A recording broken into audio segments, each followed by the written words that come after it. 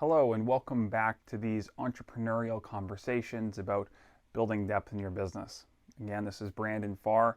I'm going to build on some of the discussions we've had before and walk a little bit deeper into the customer experience. There was some stages of business infrastructure we talked about in the beginning, and we haven't fully left that as we talk about the sales cycle of a business, and then ultimately, as a business journey, I touched on the idea that ultimately you have to fulfill a project, and we're moving in that direction based on my experience of how to do that effectively, some of the success we've had in our business here. So we're kind of on this bridge where we're like building business infrastructure, talking about important things that you need to have in place in your business, but we're starting to introduce customers. Last discussion was about whether your customer is whether you sell to a consumer directly, like a B2C business model. Do you sell to Mr. and Mrs. Jones? Do you sell to Sarah and her family? Or do you sell to a company? Do you sell to Microsoft? Do you sell to a restaurant? Do you sell to a property manager? Do you sell, because there's a different relationship there from an individual perspective, but I think the nuance that I've really found valuable in describing the difference between consumer profiles is people's relationship with their money. And because people can be weird with their money. I can be weird, you can be weird. People are weird with their money. You and I, we both work really hard for our money. So somebody comes along and says, hey, I want to sell you this, and they're asking for your money, you're going to have a different relationship with scrutiny, different tension. You might be harder to please, or maybe you're not. Maybe you're perfectly easy. But other people might be hard to please with their money. Whereas if you're responsible for administering money on behalf of somebody else, if you're in management for a company and you have to buy pens, you're spending the company's money to buy pens. Different relationship there than your pen if you were buying pens for the company, kind of thing. So all that to say, understand the differences. It's not that one's better than the other. It's that they introduce different complications. And just because you're selling to a business, I want to add a nuance here. It doesn't mean that you can strip the personality out, because if this is Sarah's diner and you're selling your services to the restaurant, you're also in so many ways selling it to Sarah. She's the person. So it has a bit of a bridge where you can have a ton of personality in the business transaction, as distinct from selling to McDonald's, which has corporate procurement processes, and you're far, far away from Ray Kroc and his family at that time. So just keep that in mind. But I want to invite us to explore a different, more nuanced understanding of customers. As we step into the conversation, we're going to start by talking about the customer, then we're going to shift gears and talk a little bit about you and your business, me and my business, and then we're going to go back to talking about the customers. So to start, one of the things that I want us to be clear on is customers pay for value. As I describe these things, I want you to know I didn't make them up. I'm borrowing from some brilliant people in manufacturing. There's a lot of lean principles here we're going to discuss.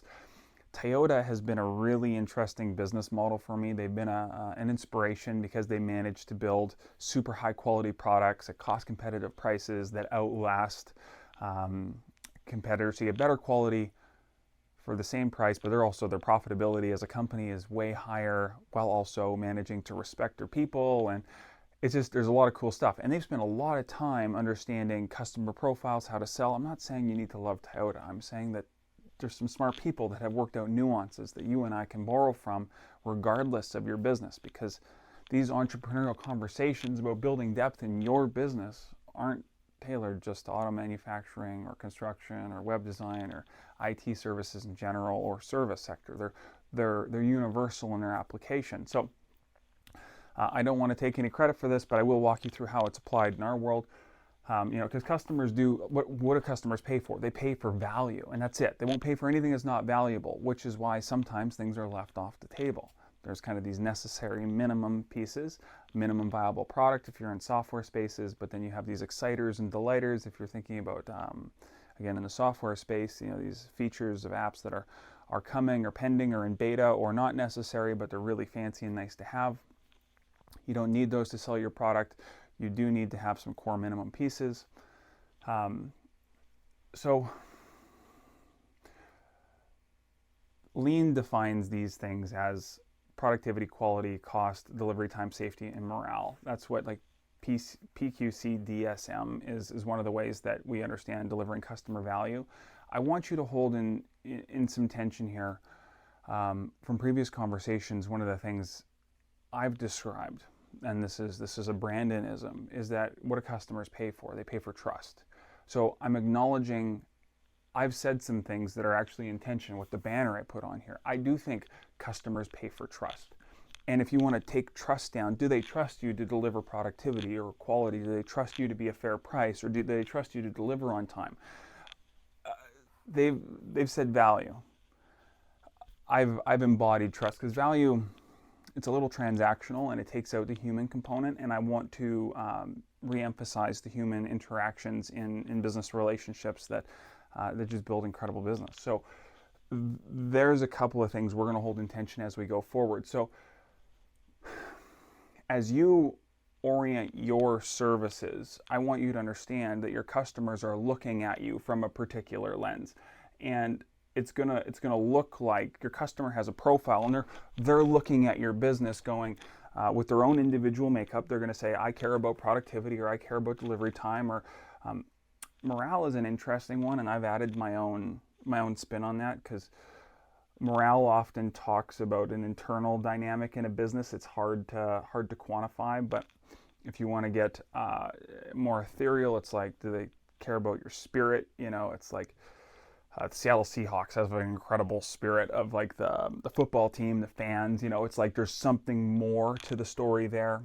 I've also, to make that a little bit more nuanced so that you and I can sell morale, because I think it's absolutely critical, is like emotional intelligence, or in this day and age, ESGs. You know, is environmental, social, and governance. Is that in here somewhere? No, but it really matters, and we need to acknowledge that. But also quality of life. If it's going to make your life better, just better. Thinking about some of Coke's messaging. It's about enjoying the moment. Or Sprite, obey your thirst. You're not more productive when you obey your thirst, but man, your life feels great when you do. And I feel like they're marketing a quality of life that you want to pay for here. So I've segmented this. Emotional intelligence for me, and this is where we've differentiated our business, is all about communication. I've oriented our contracting services to be the best communicating, most clear, most trustable contracting service, period. That's what I want. That's why if I find a better way to communicate, I move towards it. I don't resist it. And so that's just where we've oriented. So you're going to have your own profile, but I want to walk through that. And I just, as I'm talking about these things, I made some notes, because I want you to imagine businesses that you've seen that have actually embodied some of these things, and perhaps you haven't looked at it with this granularity, but it's really neat if you do. Because if you see a company called Jiffy Lube, what are they marketing to?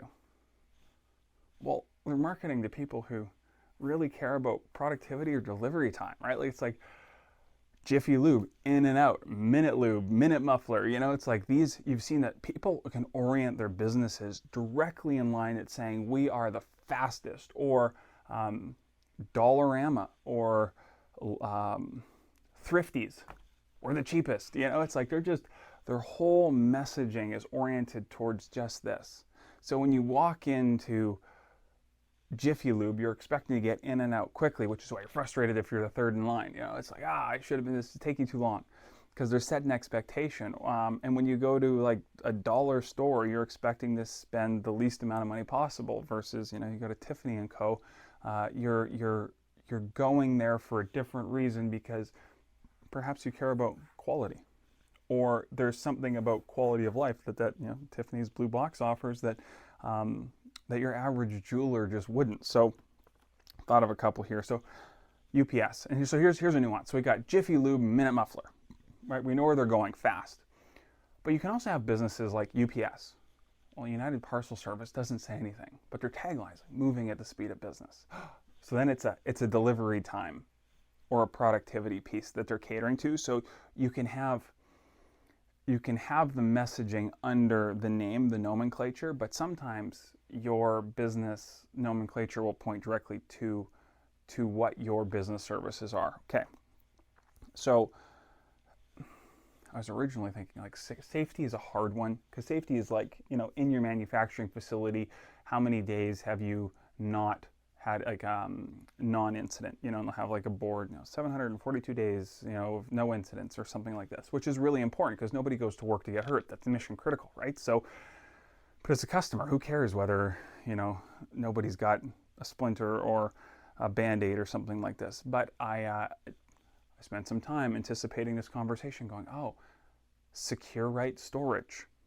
Those big sea containers, one of the companies we have in our area is Secure Right Storage. It's like, they also have Big Steel Box, which is a very apt description of what the shipping container storage is. But Secure Right Storage went and said, we're the most secure. You can trust us. Your stuff is safe with us. But that also got me thinking that, I made Joe's Plumbing. I made Joe's Plumbing up, but you see Joe's Plumbing or Ray's Mechanical or Sally's Electrician Services, they say bonded and insured. And what that's communicating is that you can trust us. You're safe with us. We're bonded, we're licensed, we're insured.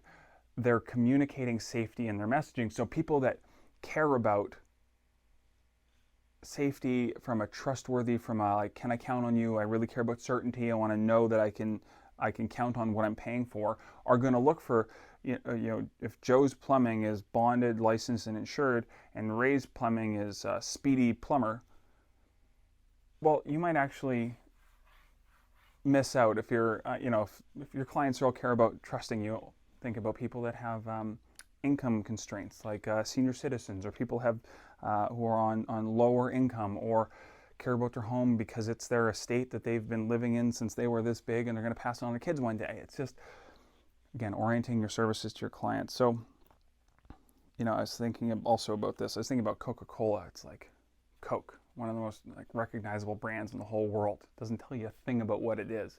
So it's this anomaly. So you can have a great business that doesn't say a thing about what it is. But I also realized that when you think about Coke in contrast to a generic soda, Coke is all about quality. They're like saying we are the best. There's nothing else like us, and all the knockoff colas don't quite taste as good. And it's like, so Coke has set themselves as the benchmark, and they can do that because of where they are in the marketplace.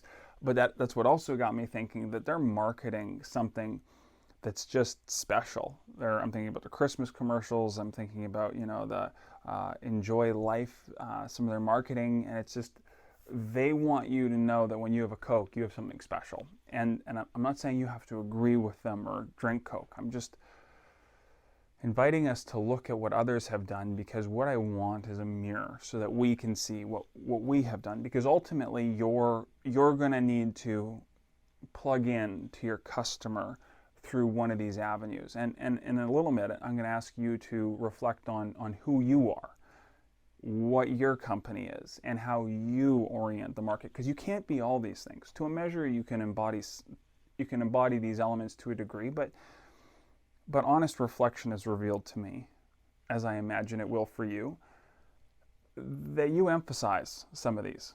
And there's no right or wrong here. It's simply when you are self-aware to see whether you're the safest, most reliable, most trustworthy guy, or you're the fastest guy, or you're the lowest price guy, you're going to approach the market naturally from that angle. So, if that's who you are, don't try to be, if you're the lowest priced, fastest guy, don't market yourself as the super high quality guy. Just be in alignment, because there's lots of customers that care about each of these. So there's space for you in the marketplace. But the self-reflection will help you be honest. So let's dive into a couple more of these, because I think it's fun. When I think about, I like trucks. So Built Ford Tough. Well, what are they marketing to?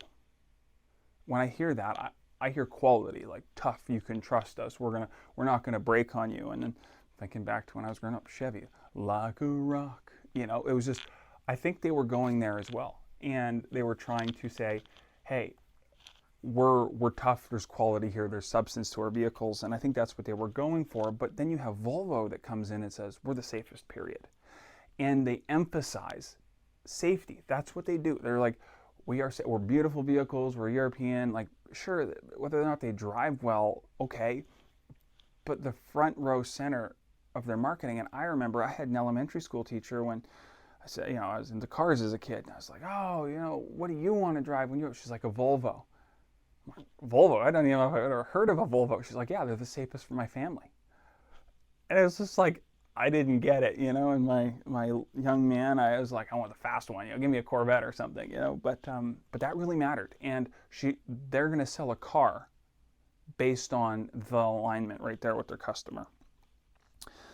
I'm thinking also another safety one is like Sally's Insurance. We've got you covered, which is just selling confidence and reassurance. And hopefully your financial advisor does the same thing. It's one of those. But then productivity. At some point, we got to get things done. And there are some products and services oriented right here. I was thinking, Microsoft productivity suites. It's like, we help you get work done. So that matters. So you can see, and as you go, driving down the road, you're going to see billboards and signs, and they're going to send you a message, and see if you can distill this. This is a commonly understand, the PQCDSM is a commonly understood acronym, but when we start to apply it to our business lens, we can see how customers might be perceiving us. So now, what I want you to do is be attentive to yourself so that you can be honest. And what I love about this is that when you're honest, you're gonna deliver the value that you're naturally aligned towards, and you're also going to deliver trust. We're going to bump into challenges with clients when we say that we're one way and we're not. So avoid that. I remember when I was young in trades, I was talking to a gentleman who was very accomplished, building very fancy homes. He was a framer, and he said when the town he was from, he developed a reputation for being the best fast framer. And he said it that way. Now, he wasn't thinking about this. This is like, MBA caliber granularity in your business. Okay. But he was the best fast framer. So there was an element of quality with an emphasis on delivery time. So as a fast framer, it's like, hey, I want to get to lockup in 2.5 weeks, not 2.5 months, which means it'll be good, but it won't be perfect. And there was this trade-off, and people were just really happy, especially imagine a time you're building a house and you got to get locked up before winter, or that you got to do construction financing. You might not want the guy that cares about your wall plus or minus a 16th of an inch. You might want the guy that's going to get the framing done to a reasonable standard quickly. And he built his business that way, and he developed a reputation that really worked for him. He was very good at what he did too, which was awesome. We were doing big post and beam work, and I have lots of honor for him. So it's all about creating alignment, and his honest reflection can be an example for us. And takes a moment and think about you, because it's hard to be all things. So you're either going to be super fast, you're going to be super high quality, and I'm thinking, like, if you're a brain surgeon, if you're an engineer, a rocket scientist, I want you to be here. I don't necessarily want you to be super productive or the fastest.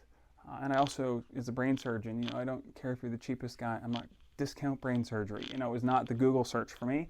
But you're going to have tension if you're going to try to be the highest quality, lowest price, because these two will be in conflict with one another internally. So, it's worth reflection also, because you're messaging for your team. I mean, if you're trying to say, we are the best, we're the most productive, and we are the cheapest. Now, team, let's go. You're going to create real conflict inside of the people that you're working with or that are working with you, because those are hard contradictions to manage simultaneously. So kind of like own your lane and play in it. And if you need to change, because the market might demand, if you're an engineer, being the cheapest engineer might be great, but there's still a minimum measure of quality. You have to orient and move towards the market, or consider other markets that are aligned to your values. This is going to be that internal recognition, and nobody can tell you what you are. You get to decide, and you can adapt. I started my business. I was the cheapest, you know, again, I was making 17 bucks an hour, and I would paint your house, and I was really good at it actually, because I had a talent. I could use an airless sprayer, and I could cut a line. I was good, but I was so insecure that I had no concept of my value, and I was young, and that's what I did. So I was, you know, 17 bucks an hour, and by golly, you know, it was talked about therapy in other sessions and the power of self-awareness and personal growth, which entrepreneurship is a great classroom for that. And you know, very quickly, I started to realize that I wasn't the deserving of the least. I was deserving of, you know, at least equivalent. So you know, my rates went up to 20, and then 22 and 25 and 27, and then I remember, like, I was 35 bucks an hour, like, you know. And then there was a tension because I didn't have as much work because I was still a young guy. I was charging what other painters were charging, but at least I started moving. My quality of work justified a painter's wage, and I started to shift. And then I started to focus on things like delivery time and productivity. I started to consider clients that had time sensitivity. I developed what we called an accelerated work schedule. You know, I would work evenings and weekends, which allowed me to work around business hours for commercial facilities. And, you know, I was willing to be more flexible with my time and work really hard. It also pursued our innovation, because I want to emphasize delivery time. I started to get into more specialty products. So, you know, epoxies came in, and a lot of people are afraid of epoxy. Oh, it cures, and it, you know, it goes hard, and you can't work with it really quickly. That's true. But it's also, you can guarantee a recoat time in 45 minutes. So it's like, if I do this right and I get the application process done, I can do my coatings, and 45 minutes later do my second coat and be out of there, as distinct from putting on acrylic latex and, you know, proper cure times, 4 hours to recoat. And that meant that there was limitations to what I could accomplish in a day. Anyways, so, I started paying more money for even some acrylic latexes. You can get some accelerated cure acrylic latexes that are recoat time in 45 minutes, but they're $10 a gallon more.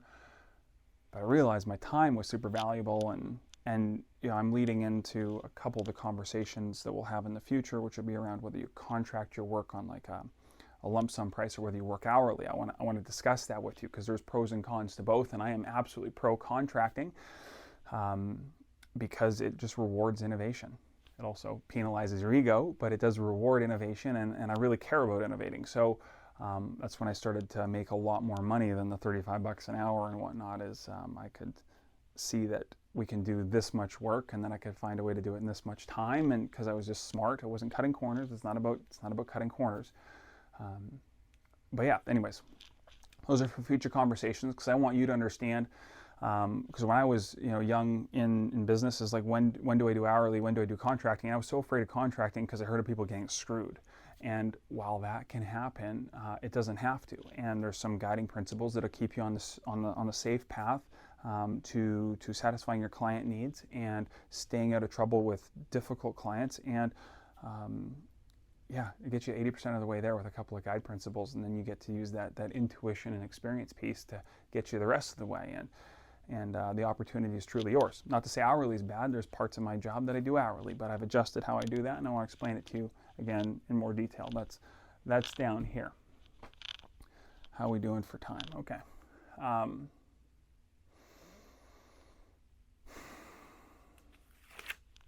You know, this is just something I want to say, because it really matters to me. There's some necessary minimums in these conversations.